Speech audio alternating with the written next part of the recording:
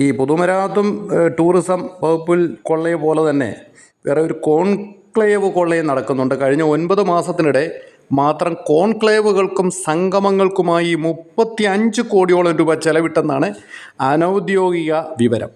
ആഗോള നിക്ഷേപ സംഗമം, അത് കഴിഞ്ഞിട്ട് പിന്നെ IT വകുപ്പിന് കീഴിലുള്ള കോൺക്ലേവ്, പിന്നെ പാലക്കാട്ട് വ്യവസായ കോൺക്ലേവ്, സ്കിൽ കേരള കോൺക്ലേവ്, പിന്നെ സീഡിറ്റ് വഴി തദ്ദേശ വകുപ്പ് സംഘടിപ്പിച്ച അർബൻ കോൺക്ലേവ്, ആലപ്പുഴയിൽ കയർ കോൺക്ലേവ്, പിന്നെ ബ്ലൂ ടൈഡ്സ് കോൺക്ലേവ്, ഫിഷറീസ് മന്ത്രി ഈയിടെ ഒരു കോൺക്ലേവ് കഴിഞ്ഞിരുന്നു, ഭൂമി എന്ന് പറഞ്ഞ റവന്യൂ വകുപ്പിൻ്റെ കോൺക്ലേവ്, പിന്നെ വൃത്തി എന്ന് പറഞ്ഞ ഒരു കോൺക്ലേവ്.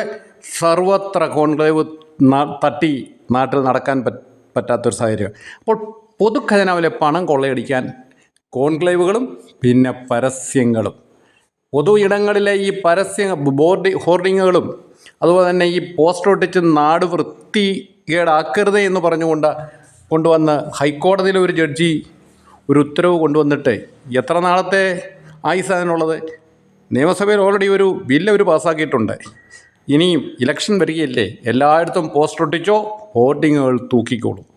അപ്പോൾ ഇക്കാര്യത്തിൽ അവരെല്ലാം ഒറ്റ ടീമായിട്ട് പ്രവർത്തിക്കുകയാണ്. കൊള്ളയടിയുടെ വിവിധ മാനങ്ങൾ.